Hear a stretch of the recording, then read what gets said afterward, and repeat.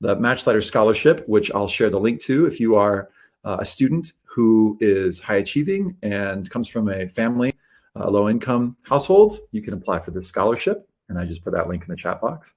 And I'll remind you all of that at the end. So you don't have to fill out the application now, but I want you all to know that the Matchlighters Scholarship is a scholarship that's open.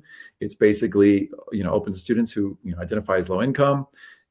You would get paired with a counselor, one-to-one basis, and you get to work. They'll help you through the application. And who we're meeting today are 3 students who went through that program. Annapurna, who you'll meet in just a second, worked with me actually through the process a little bit.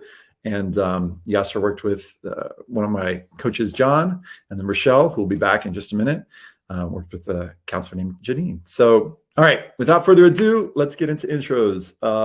Let's see. Annapurna, I'll let you go first. Perfect. Well, hi to everyone. It's an honor to be here. My name is Annapurna Xochicentli. I'm from the state of Mexico. I have never been into the US, so I applied as an international student.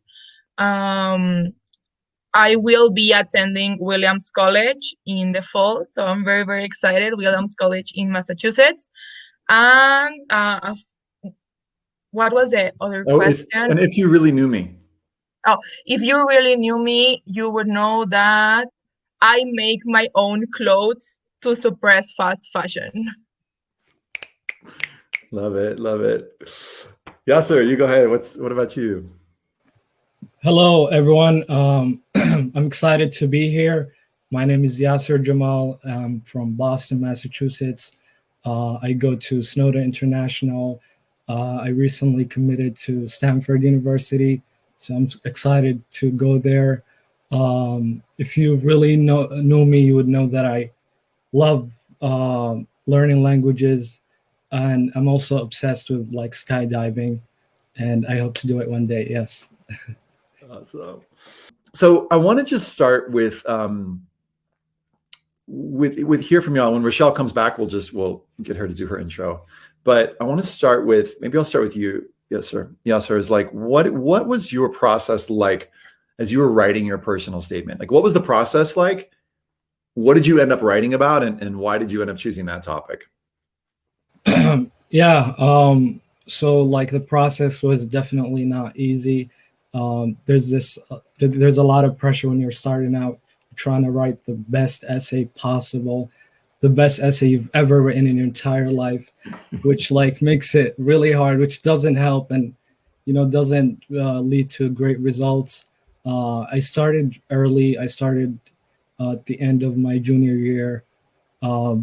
But I wrote my essay like 10,000 times. Like I would write something and then I'm like, nah, this doesn't sound cool. I gotta erase it, like edit it, and like it was really hard. But like, the moment, it takes a lot of learning. You definitely have to learn about yourself.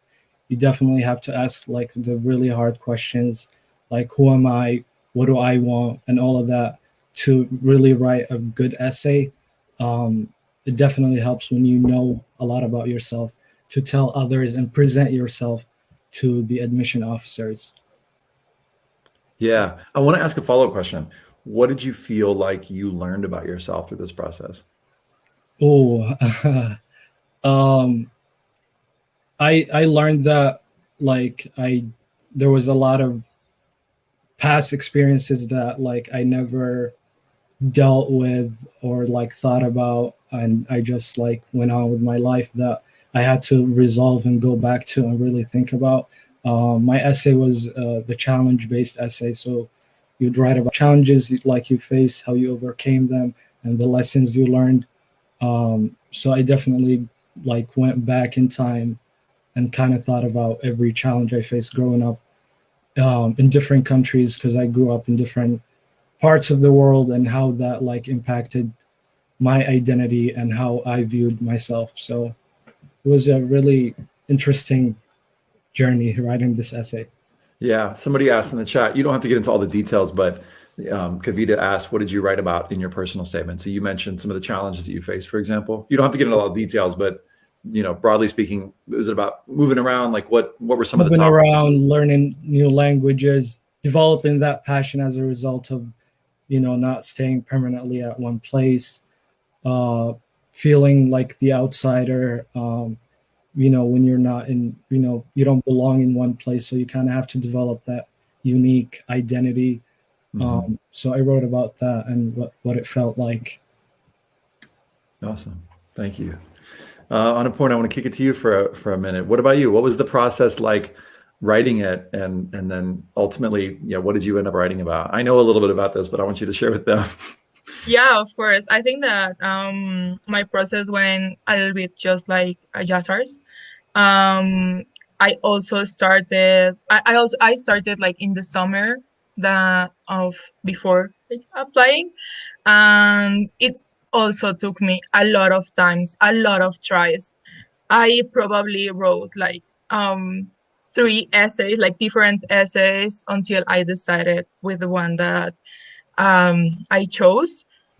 For me, one of the things that it was like the most important thing to me was to present myself like really, like 100% me. If I was gonna apply to US colleges, being an international student, I really wanna be myself, So I ended up writing my Common App essay like in poetry form. You will see it later. It was a pretty weird like organization of the essay, but like structure. But at the end, I think that represents me best and represented the person who I am like today. So even like I love poetry, so I wanted like even my Common App essay to represent that love of poetry, like in the structure, not just like saying like I love poetry, And the things that I talked about was like my heritage, being from Mexico. I touched upon like colonization a little bit, and about Nahuatl. It's a indigenous language here in Mexico, and about 3 generations ago, Nahuatl was lost in my family, and this has been also a process of reconnecting with that language. And I decided to write my personal statement on that, and like my connection to language through like my heritage and the history of my family, and my love of poetry and storytelling and emotions and all of those good stuff. What was the process for me? I remember that I had the beginning and I had the ending. I remember that I was like, my beginning will be, I am a poet sometimes. And at the end, I remember that I wanted to say that I was a woman of maize, just like combining these two parts of my identity as a Mexican woman, a feminist woman, and of maize, being like maize one of the most important crops for Mexican culture. So I had those two, but I didn't have like anything like in between. And it took me a long time to figure like what were the stories in order to connect those two dots together. Yeah. Can we share it? Would you be down to share it? Yeah, no, 100%. I would love to. One awesome. of the screen share here. Great. Yeah, as you can see it, it's a little bit weird. I'm sure I'm not that sure, but I don't think that it's a very common thing to do your personal statement like in poetry form. And I self-designed my own prompt. That was also like a cool thing that I did, because again, I wanted to present myself for who I am, and like taking risks was part of that. So of course that I was scared, because as an international student, I didn't want them to think like she didn't get what she was supposed to do. So of course that I was scared, but at the end, it was the most congruent thing to do, like with my values. So yeah. All right, are you down to read it? No, yeah, 100%. I would love go for it. to read it through, and then yeah, we'll go from there. Perfect. This is literally what I submitted through my Common App. So here it goes. I know what follows isn't the typical personal statement, but I believe it represents me best. Self-designed prompt. Some words inhabit us. They keep showing in our conversation, thoughts, and every day. What are the words that embody your soul? Define your words on your terms. Burden, the balance between the infinite and ephemeral. I am a poet, sometimes.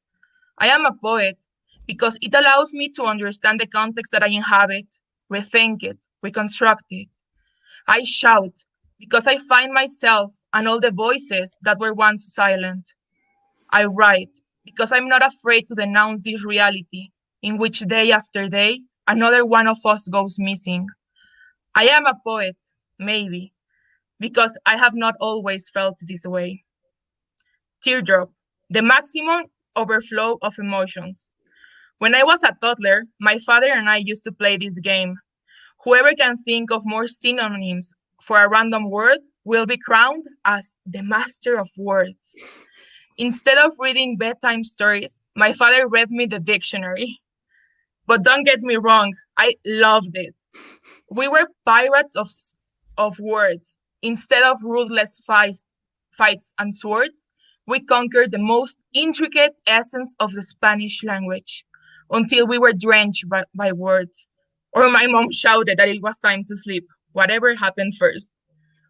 My father passed away 3 years ago, but words remain sacred to me. Poetry, the union of all colors and none. Poetry and I have a complicated relationship. I declared myself a poet when I was 15. Just like Sor Juana and Jorge Luis Borges, I wanted to become someone important, an author that could resemble the infinite. I thought that poetry was about long words and fluffy lines, about not understanding 5 out of the 7 words in a verse. Wind, the part of me that comes and goes.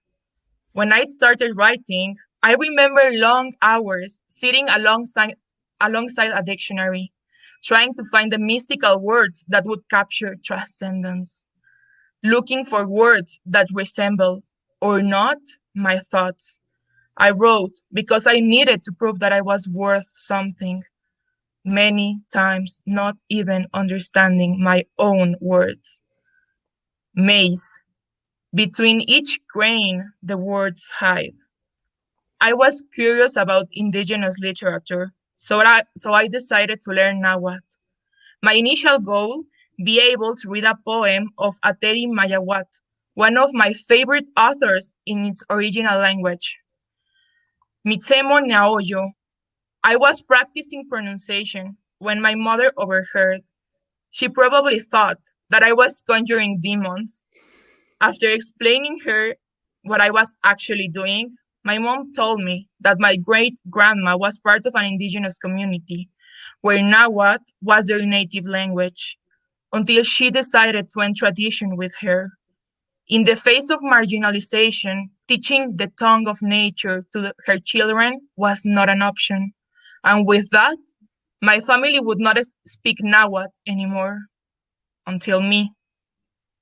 Fire, can you hear the butterflies sing? I am ashamed that it took me so long to understand my roots. Even though my initial goal was to have a deeper connection with indigenous literature, learning Nahuatl has helped me unsilence my voice.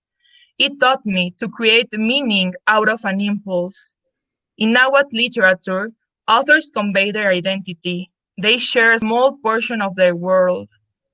I'm grateful to my father for cultivating my passion for learning, but today I decide to follow my heart and explore the limitless possibilities of syntaxis. I use the words that feel more comfortable. I create my own writing rules, the ones that reflect my world, Spanish, English, and a sprinkle of Nahuatl. I don't write next to a dictionary anymore. I now write for myself without trying to prove anything. Chicomeocat, woman of maize. Something of Chicomeocat inhabits me, a soul attached to maize. I am like the Sith. Wherever I go, I carry words on my crust because I am a poet sometimes. Wow, it's so good. It's so good. I mean, specifically, like, I just want to share with you, like, what I so appreciate about this piece is that yes, it's creative, it's poetic, but you're doing the things that a personal statement is supposed to be doing, creating, core values.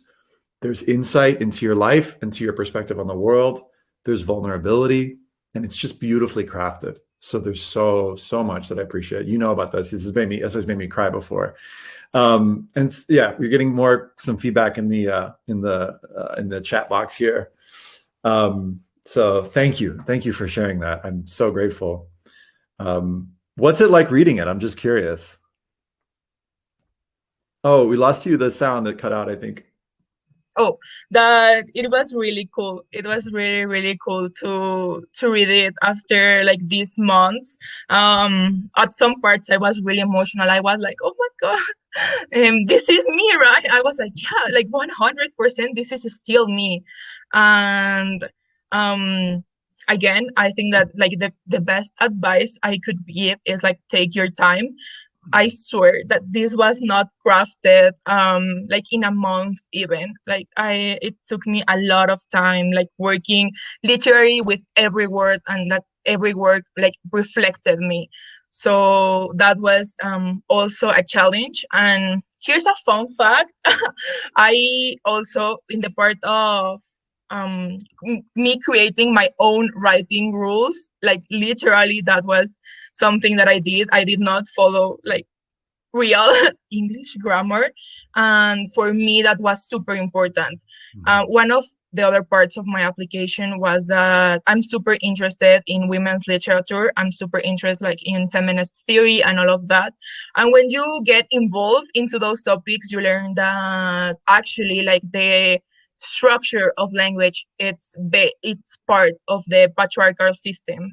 So a way for me to resist the patriarchy was to write in my own way and not follow what like the grammar said that I should follow. And I know that of course the counselors will not get this. I know it, but for me it was important because for me it reflected that. And yeah, like even though like no one like would ever guess that I chose this style to resist the patriarchy, it was for me, right? They were details that reflected me, and I know that only me would get these details, but they were important. So my best advice is that always be like true to yourself and to what you want to portray, even though if you think that they will not understand, but they are important to you, go ahead, like 100%. Yeah. I want to ask Yasser, I want to ask you a question about this process. Thank you, Annapurna. Again, I'm going to come back to you in just a second. Yasser, what was something that as you were going through this process, you found challenging or surprising? For challenging, I would say like thinking of ways to be creative. There's, when you go online and type how to write a personal statement, there's like so many guides that say be unique and have something different and all of that. So like I definitely had that mindset of like I gotta write something that no one like ever wrote to any school, which was a challenge. Like I didn't think like her and write it, try to be the best me. I was more like write something like that's like super unique, which was a challenge. But I later did like her and kind of looked at my values, things that I wanted my future school to like know about me and take me for. So it was definitely like thinking about creative things to write was definitely the biggest challenge. I found like the time it took like surprising. I didn't think it was gonna take that long. It took me a month to write the personal statement, which I didn't plan for because I was like, yeah, a week is enough. But like it turns out it wasn't. Because how many essays did you end up writing, do you feel like, Yasser? I have like a Google Doc over like 70 pages of just the same essay, similar ideas, but like, playing around with it and writing the best one possible.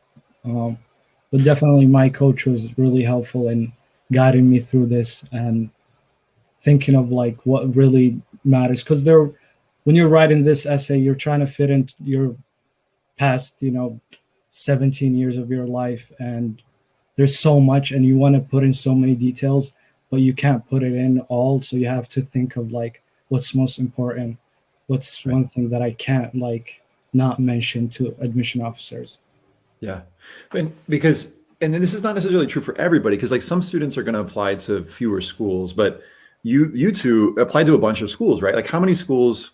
And I want to say that like, just because to everybody listening, just because Annapurna did it this way, just because Yasser did it this way, doesn't mean this is the way that you have to do it. Like you're not going to have to like do 70 pages. You're not going to have to write your essay as a poem, and it's not like, oh, if you write your essay as a poem, then you're going to get into Williams, or if you do 70 pages, like, so there's not like, just take everything that we're saying today with a grain of salt.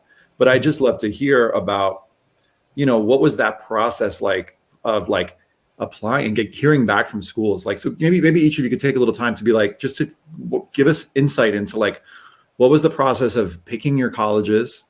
And then what was it like hearing back from schools? And then if you want to share where you got into or didn't get into, feel free. Annapurna, I'll start with you. Like, what was that process like for you as an international student? Yeah, well, like I'm a low-income international student, so that's already like a big burden in the application process. Like there are only 5 schools in the US who are need blind to international students, and like one of them was like a conservatory of music, so that was out. And so the first thing for me when looking into colleges was the financial aid. I knew that I wouldn't be able to pay like even 1% of what they were asking. So it was super, super important that they gave great financial aid to international students. Like that was like my top #1 priority. So if there are any international students here with us asking for a full ride or for financial aid, I want to kiss you and I want to hug you, because this process is literally horrible for us.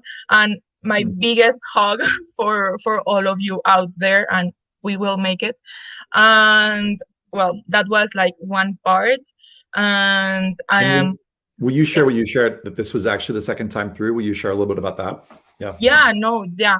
100%. I actually applied my senior year of high school to US colleges. I think that I applied to 8, I think, and I got rejected from all of them. Okay, rejection is horrible, but I got like really rejected from all of them, and the ones that I got into, they wanted me to pay like 20K, and again I wouldn't be able to pay like even 1% of that. So 100% like out. And an important fact here is that I want to major in women, gender, and sexuality studies. That's like what motivated me to apply to US colleges, because here in Mexico we do not have women's studies undergraduate major. So I really wanted like to study my passion really, and like have that in my college experience. So yeah, that was super, super important. I do not know if you know this, but Mexico, it's the most dangerous country in Latin America for women. And I was born and raised in the most dangerous Mexican state. So like feminism, it's a big part of like my identity, literally for all my life. So that is why I wanted to study women, gender, and sexuality studies, because at the end I wanted to go back here in Mexico and create the first women, gender, and sexuality studies. So yeah, a little bit about that. So I, after my year of rejection, I was like, oh, what should I do? The most like similar major in Mexico here is sociology to women, gender, and sexuality studies, but it was not the same, definitely not the same. So I was applying to Mexican colleges, and I did not feel right. I didn't feel right like studying what I was not passionate about. So I decided to take a gap year. And in that year, I prepared myself even more for this college application in the US. So yeah, I applied to 29 colleges. Whoa, I didn't know that. Yeah, Wow. I applied to 29 colleges because, again, as an international student, like your odds are already like super low. Yeah. Like most of the schools have like probably 50 spots for international students on financial aid for literally thousands and thousands of applications. So it's a really, really competitive process for international students asking for financial aid. That's why I will hug every single one of you out there. You deserve a kiss and you deserve cheers. So if you ever need me with anything, I will give you my Instagram right now so that you can send me anything, because I would love to help more international students in this process. I know the struggle. I really know the struggle. And well, You know you're going to applying get hit to up on Instagram. You know it's going to happen. no, yeah, 100%. And well, it was a lot of work, like 29 colleges. It was a lot, but the mentality that I was going through was like, even if just one of them accepts me, I'm done. Like I just need one college. And a fun fact is that I only got accepted into Williams College with a full ride. So yeah, I'm super, super proud of that, and I'm super thankful for the opportunity and everything. So just like a heads up, if you don't get into 29 colleges, that's 100% okay. Like, do not expect to get into 28 colleges. That's really unrealistic. And wherever you end up, will be a place where you will grow, definitely. Thank you. All right, throw your Instagram into the chat box. I'm gonna chat with Yasser for a minute. So Yasser, let us know what was your process like. What was it like waiting to hear? Give some insights to the students, because a lot of the students on right now are probably getting ready to start this process. Yeah, before I talk about that, I want to go back to my point about like 70 pages. Like I'm a really slow writer. I'm also like not the best writer. So someone else, it would take a lot less than that. So like you should not think like I have to write 70 pages to have the perfect essay. Like everyone is different. Everyone, their writing skills and everything is different. So don't compare. It's like the worst thing you can do. Do not compare. For the colleges, I applied to 13 schools. I got into 10 of them, which was surprising. I was expecting a lot less. It was definitely like writing the essays was definitely challenging. Finding out was like, I really hated like that waiting period. It was stressful, but I had my mentor gave me this like advice that I think you all should like take and is really good. She said that you should be happy with like getting into like the lowest school on your list, like the last one, the number 13. If you're happy with that last school, like if all of them reject you and you're happy with that one school, then you'll be good. Like you shouldn't fixate on one school, because that would be stressful and like you would not like that. Just, it's a business. You got to understand colleges, it's a business. They're, making an investment. They could pick you, they could pick someone else. You got to have an open mind when you're going into it, and do not compare yourself, and just showcase your best self. Yeah. What was that waiting period like for you, Yasser?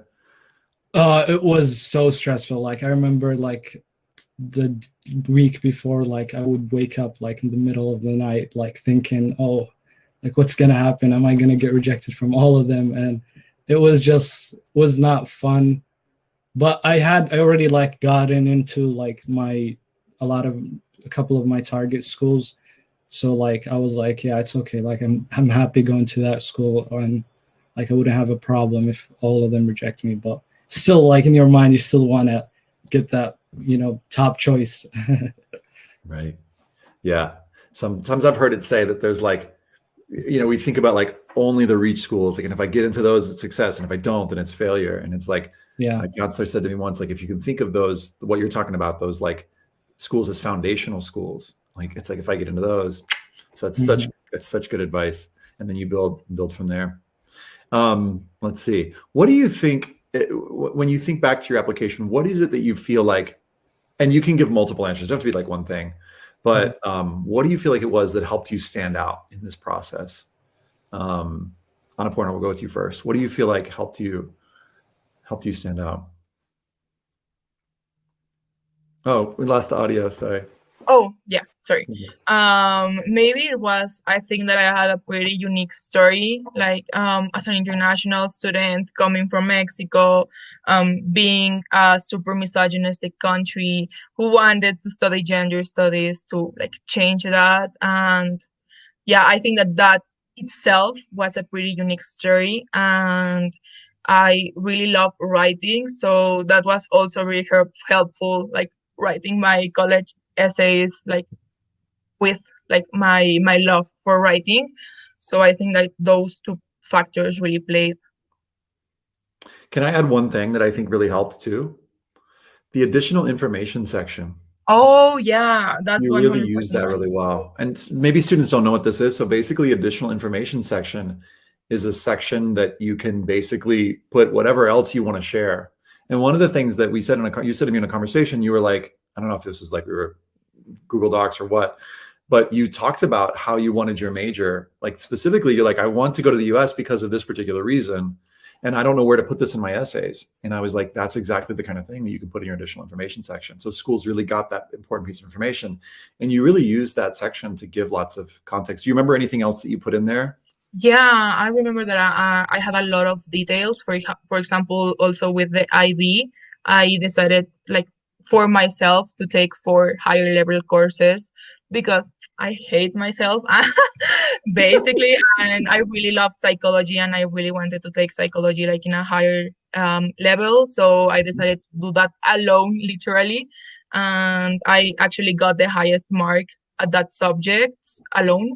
So I also placed that in the additional information section. What else? Also, you remember about the like the book? I during my gap year, I like wrote a book for middle schoolers about feminism, like education, personal growth, and all of that. So I also got the opportunity to print that and to give it to public middle schools here in Mexico. So I also placed that. I thought that that was a like a very important factor of my gap year. So I really wanted colleges to know that I was doing that. Yeah. Yeah. So for you, Stanford is like has so many essays, right? What do you feel like it was in your Stanford application that helped you stand out?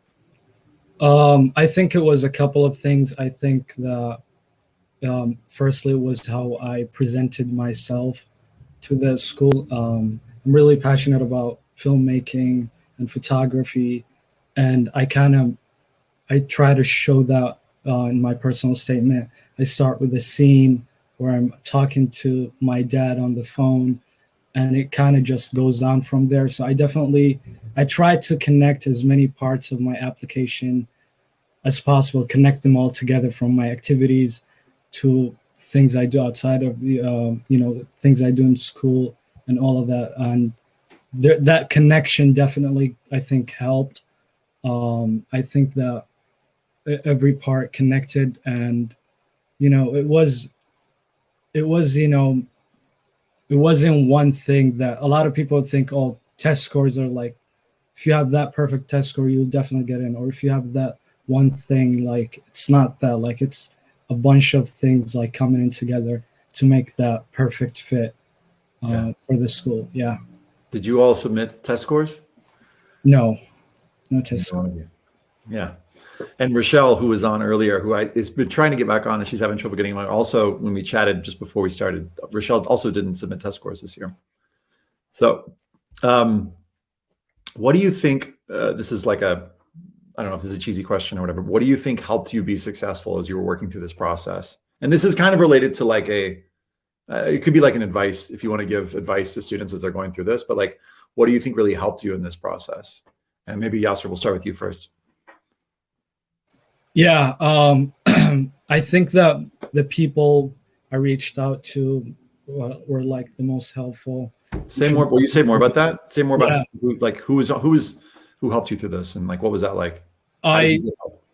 Firstly, like I started in June, as I said, and I was reading one of your guides, and then I was like, Ethan is really good. I wonder if he has a writing program for, high school seniors to help them with their personal statement.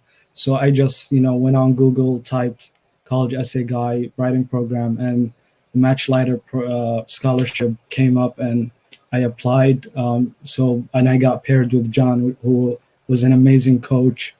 That definitely helped. I also sent my essay to multiple people to get feedback. So definitely, like, not having multiple opinions is really good. And like starting early, as I said, the more time, the better, to make your essay as good as possible, to make it like you. I remember you said, like, I don't actually remember who said this to me, but like the essay should be you. Like if the admissions officers were to drop all the essays on the floor, like they could tell that's you. Like it wouldn't, be like the rest of the essay. Like that's you with all of your life and your details and all the cool things about you that you want to share with the school. Yeah. Annapurna, what about for you? What do you feel like helped you be successful as you work through this process? I think that like my mindset of showing really who I am, and like that itself made me a little bit less scary about rejection. I have like read the comments here, and yeah, like rejection, like it was scary, but knowing that I was putting myself like really Annapurna out there was like really reassuring, and knowing that if they did not accept me and I showed like my best self, it was because it wasn't the place for me. Like 100%, it wasn't the place for me. And also one of the things that really helped me out was also having external support, so that in the hard times when you're writing your essays and you do not feel like really sure of yourself, you have someone like on your side, like with you, telling you that you're amazing, and like putting yourself up. That was really, really helpful. And like this person, like, I mean, it could be everyone, like even my dog, like she was right there, like every single word that I wrote, she was right with me. Like my mom was also a big part of like supporting my application. And also Ethan, also having like someone who knows the process. It can be your counselor or a teacher even, like literally everyone, like your friends, definitely your friends. I would place like a big star on your friends. So yeah, like having that extra support definitely helped me to navigate this process, and to be like, yeah, maybe I'm doubting myself, but I know that other people like believe in me, so I will believe that they are believing in me because of our reason. So yeah, definitely that helped out. And another thing that I think that was important, it's connected to what Jasser said earlier about like not obsessing over one school. Here's an unpopular opinion: do not have a dream school. Like here maybe Ethan is, I don't know what Ethan will say about it. I love that advice. Keep going. Don't have a dream school. Like definitely all institutions have horrible things. Most of them have horrible pasts of horrible actions. So do not like obsess over one institution. Like that's not healthy. Like 100% that's not okay. And just as Jasser said, like if you get just like into one, and that was like your safety or whatever, I do not like that word safety, but so that you can understand me a little bit more, that's amazing. Like that's already a big accomplishment. Like me as an international student, the US process is like so crazy, and the fact that you got into one school even though the process is like 100% so hard and so difficult, that makes you like so amazing and an amazing person. So definitely be open and have that would be like my main advice. Have an open mind for when it comes to like picking your colleges. I know that it's very tempting to be like, yeah, top 20, that's my list. And I know it's it's really, really tempting, but that will not help anyone, and it definitely will not help you when you are waiting for to get like the results and knowing that you do not have like a safe place. That really like stress everything like 100 like to the power of millions. Yeah. I want to invite the two of you to just take a look at we have our Google Doc, and just to look at some of the questions that Stevie's posted there and see if any of those inspire you. Like if you want to just grab one, and any of those questions look interesting to you. It's kind of an unusual way of doing Q&A, but I just want to see what you're drawn to in terms of the questions that have been asked.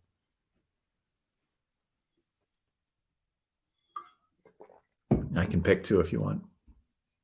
They asked if I interviewed with the colleges, and I did interview with some colleges, but I actually did not interview with Williams.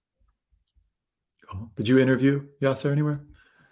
Yeah, I interviewed for the majority of the schools I applied to. There's this question by Veronica: what advice would you give students who find being vulnerable in their writing difficult?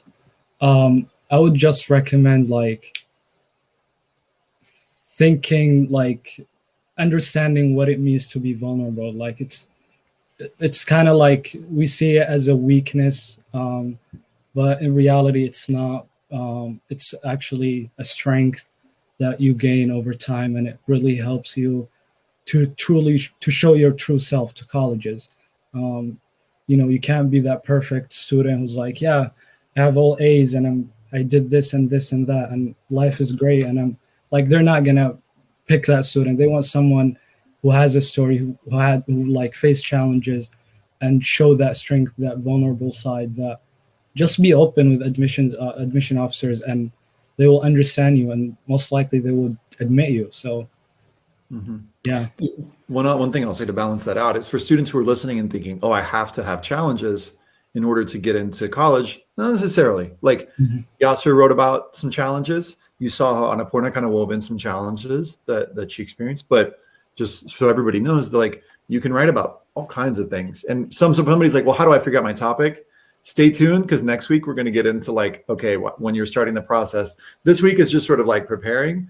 Next week, we're going to do a separate webinar where I'm going to start walking you through like how do you find your essay topic, and we'll follow up with a link so that you all can get into that. So you don't need to worry about it right now, but there are all sorts of ways that you can tell your story. I think some students sometimes feel like, oh my God, if I don't have that challenge, then I'm not going to get anywhere. And it's there's definitely no like perfect formula for this. Like everyone is different, and you could write something that you like. That's what matters, something that you like and would love to share with the admission officers.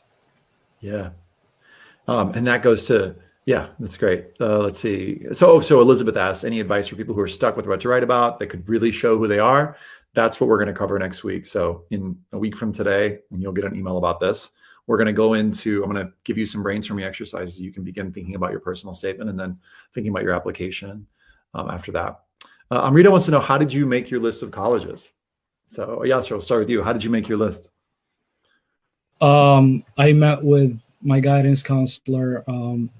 I looked at things that like matter the most to me in terms of like education, diversity programs, academic programs they offer, the culture there.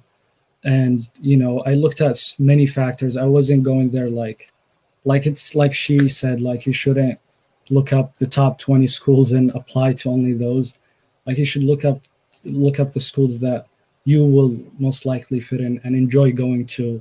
And that was the goal. Like I researched a lot of colleges, and I didn't like go pick a name. Like it wasn't mostly the name. It was more like, how would I fit in there? That's the question you have to ask yourself before college admission officers ask if you will fit there. Like you gotta first, think that you're a perfect fit to apply to a certain school. So definitely do a lot of research and don't focus on name, just focus on where you'll be the most happy. Yeah. What about for you, Annapurna? How did you create your list? As I told you, I think that the most important factor for me as an international student asking for financial aid was that they give financial aid to international students. That was like my number one factor, because even though if I found like the perfect school for me, but they did not have financial aid for international students, there was no reason for me to apply there. So like that was literally my main factor. And after that, I also did a little bit of research more like into their women, gender, and sexualities program, like what did they offer. I am also very interested in doing some research. Actually, like Williams offered me paid research in like those areas that I love. So for me, it was very important that wherever I go, they have like a strong humanities and social science research programs. Also, I looked up the classes. That was like also a very important factor for me. Like what were the classes offer? I wanted like diversity in the classes. Again, as a women studies major, I did not want to learn about Europe feminism, like only that, and literally white feminism, and this girl boss. I really wanted like diversity in my classes. I wanted to learn more about Latin American feminism, about my history as a Latina woman, as a Mexican woman, like in my classes. So it was very important for me that the focus of the program was more like intersectional and not like based in a Eurocentric like school of thought. So that was super important for me. So I definitely checked if they had like a Latinx study department or something like that, so that I would be like sure that they had what I wanted. And I want to get into the supplements for just a minute in terms of, because you both probably wrote a lot of those why us essays. What did you learn? I mean, about those essays? What advice would you give to students as they're beginning to approach the process? Because students are probably thinking about their personal statement, but what advice would you give on the why us, this essay, which to students who are getting ready to apply, this is the essay that says, why do you want to attend Williams, or why do you want to attend such and such school? Yasser, let's start with you. Yeah, this prompt like goes back to the question of like the schools. When you're researching and picking the school, like you should have that answer. That's why they ask it. They ask you, why do you think you'll be a perfect fit? Why us isn't just like the school, it's you plus the school. So you have to really think of why that school is, why you're applying to that school. There are like thousands of colleges, but you picked that one school. So you have to research, definitely get to know the school. If it's possible, reach out to students, to professors, like look up courses you might want to take. There's a lot of things you could do to learn about a particular school. Look up the things that matter to you the most about a certain school and write about it. That's my advice. How much time did you spend, Yasser, researching like one school? Was it like 15 minutes, half an hour? Like what would you say on average would you spend researching these schools? Like it depends on the school. Like if it's a big school, a top school, like it's easier to give us the range, because I'm kind of being silly when I say 15 minutes. It's probably longer than that, right? But like, what is the range? Yeah, it's a bit longer. Like I would say 30-40 minutes. The ones that take longer are the ones that like you do not know. You know about their program, but you don't know a lot about the school, the target schools mostly. Those you should spend more time on. And for the top schools, don't like just say what everyone else is going to say about, oh, you have great academics and sports. Like think of like the things that matter to you and the thing why you want to go there for you. Like it's not for them. You're going to school for yourself. So think about like what matters to you the most about that school in writing this essay. Yeah. Annapurna, what about for you? What was that research process like? How much time did you spend on it, and what were you looking for? I mean, you talked a little bit about what you're looking for, but just tell us about it. Yeah. I probably spent like at the beginning, I think that I spent a lot of time like doing a lot of research, but when I already like got like a template of what I wanted to say, it was easier like to go shopping for what I wanted, like for the schools. Maybe not a great advice, but I did that. And one of the things that I like to think about when writing the why us essay is like changing the prompt to what would you contribute to the campus. So what would you bring to the community, to the academics, like what's the thing that I don't know, you would like. So for example, instead of saying I want to enter X, Y, and C class, I would say something like I want to enter X, Y, and C class because I would like to see how this perspective combines with another perspective. And like in that way, like you are showing yourself and you are showing like how you view a little bit of the world. Plus you're like telling you that of course that you have done your research about the school. Another like thing that I think it's important, it's like to really show like what would you really contribute. And this can be like, I don't know, like silly things. For example, I wrote about how I make handmade tortillas and gorditas, which are Mexican dishes. So I would love to bring that to the community. I would really love to make one day of handmade quesadillas, right? So or something like that. And just like that's like a fun fact. And I think that schools like really want that, you know, like they can really picture you bringing that unique part of yourself to the campus community. So those are like my main advices. That's such good advice. Y'all could teach a course on this. Like the things that y'all are saying, I'm like writing down your notes. Like that's great. Let's see what else is coming through. There's not like in the question chat, but I saw a comment about like the gap year that I took, so I can answer that. If you're feeling very anxious and I don't know, like you don't feel like this is the right time for you to go to college, please take a gap year. Do not be scared. If you really do not want to apply to colleges this year, or you feel overwhelmed by your senior year or whatever, please take a gap year. This is like my 100% best advice. If you can take anything for all of what I have said, please be this. For me, I think that my gap year really helped me a lot, like in my maturity, in knowing what I wanted, in like learning more about the world. For example, one of the things that I did aside from the book that I just told you was I was part of Global Citizen Year program. It's a program designed by the University of Minerva and the University of Stanford.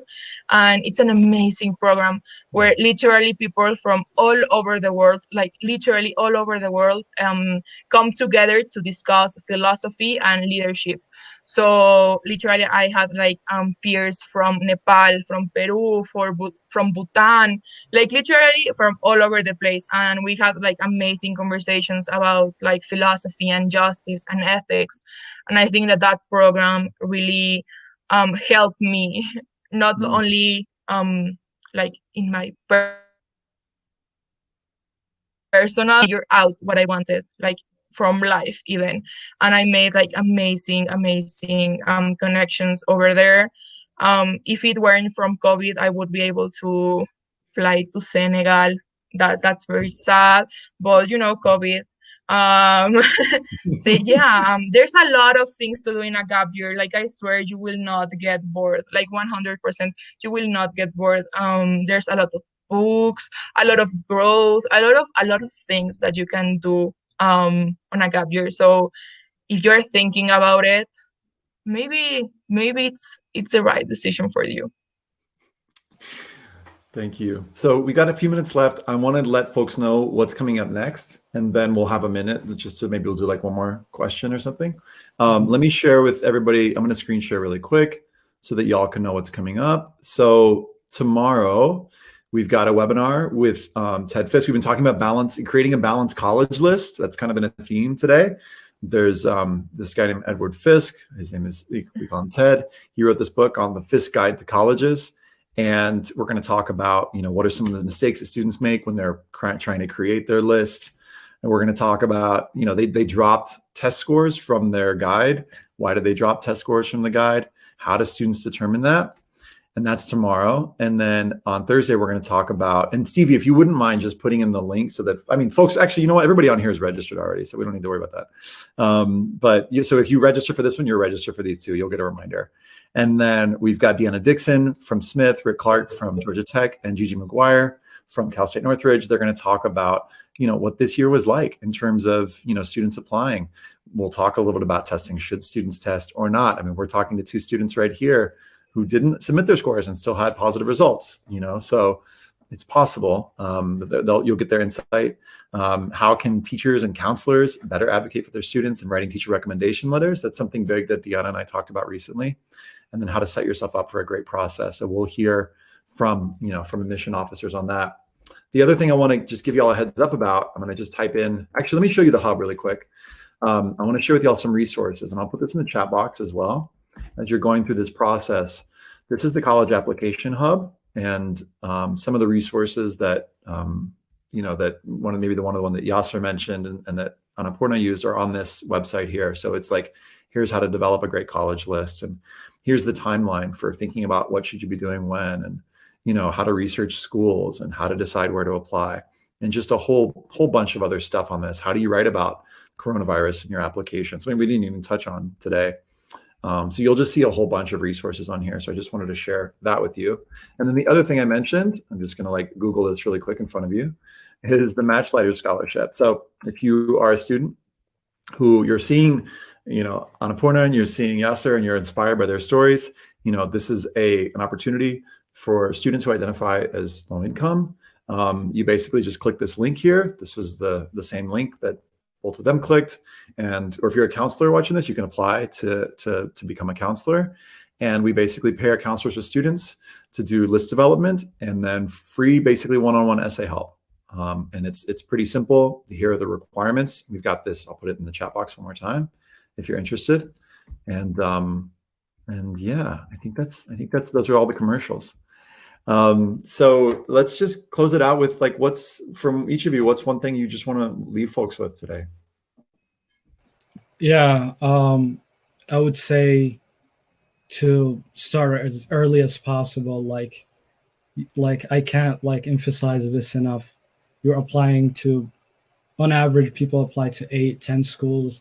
There's a lot of writing that's gonna go to it. There's a question by Ellison about how do you do time management with all your senior work stuff. I would say starting early is key. As if you can start today, start today. If you can start tomorrow, start tomorrow. Just start as soon as possible, and that will make it a lot easier for you to get your personal statement done, and then you can move on to the short essays. So yeah, just start early. Good luck. I would say that be yourself. It's the best advice. Be true to who you are and what you want in life, and try to show your most authentic self, with I don't know, maybe you're not so best part, and allowing yourself to feel the fear and to be vulnerable, because that's also part of who you are. So yeah, be 100% yourself with the ups and the downs. Yeah. I want to just answer one more question that popped in. Someone was asking about undocumented students. Undocumented students are welcome to apply for Matchlighters. And there's a guide that I just threw into the chat box for how to, if you're considering speaking about your undocumented status, how to do that in your personal statement. So the answer is yes. Yes, you're welcome to apply. Annapurna and Yasser, I want to thank you. It's such a pleasure. I feel like I'm glimpsing you at this I knew you when kind of moment. So I'm so excited for the journey ahead, and I feel really, really honored and grateful to get to know you at this part of your life. So thank you for being here today and for sharing your wisdom. Thank you, Ethan. Everyone, Ethan writes the best guides out there for colleges. If you're applying, Ethan only. Thank you for having me. Yeah, no, 100%. thank you, Ethan, for allowing us to speak here today and to connect with more people. 100% thank you for this space, and I'm really glad that more people can relate to our stories. Yeah, grateful.